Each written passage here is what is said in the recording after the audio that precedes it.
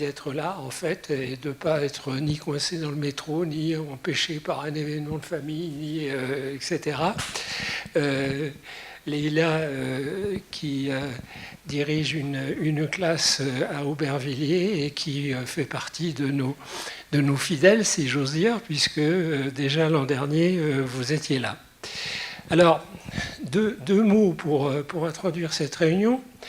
La première chose, c'est que nous avons travaillé dans le sens du développement de cette idée qui est l'idée de laïcité, que nous appelons d'ailleurs plus facilement et plus souvent liberté absolue de conscience. Alors, liberté absolue de conscience, ça veut dire quoi? Souvent, on me pose la question, et quand j'envoie des mails, j'ai parfois cette réponse, mais c'est quoi la liberté absolue de conscience? La liberté, dans le mot liberté absolue de conscience, vous avez deux termes qui sont des termes importants. Le premier, c'est liberté. Et vous verrez que les interventions qui sont prévues aujourd'hui parlent de la liberté. Et le deuxième, c'est conscience.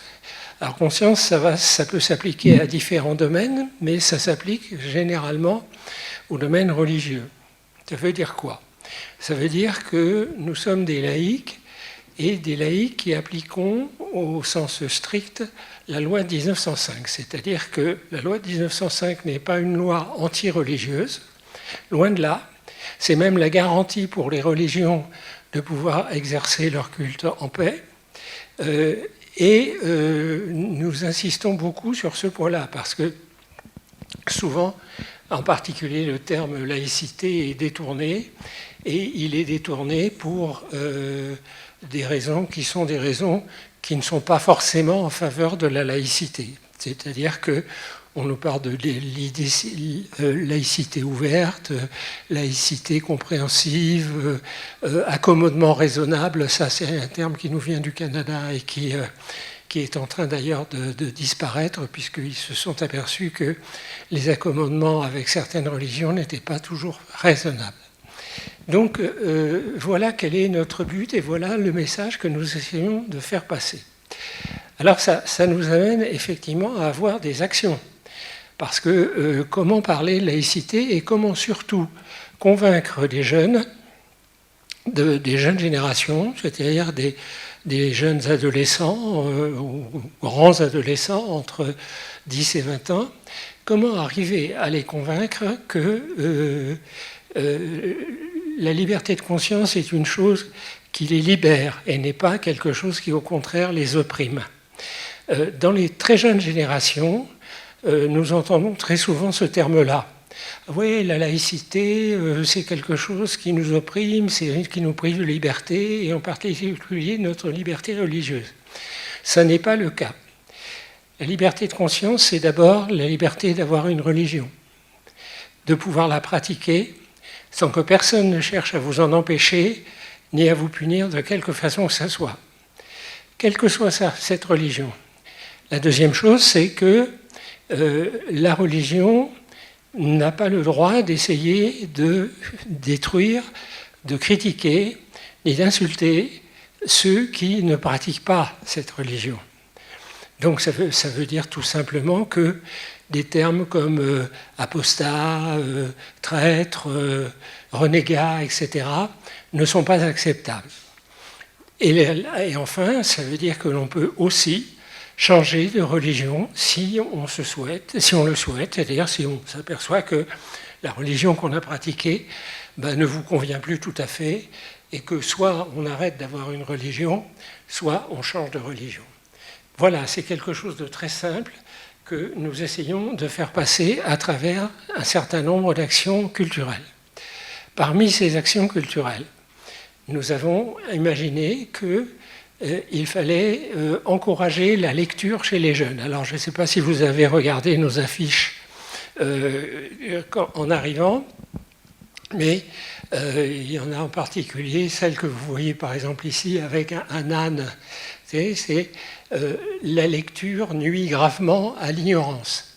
Vous avez vu aussi des déclarations d'Hannah Arendt sur les dangers du fascisme et les dangers qui peuvent permettre au fascisme d'arriver au pouvoir.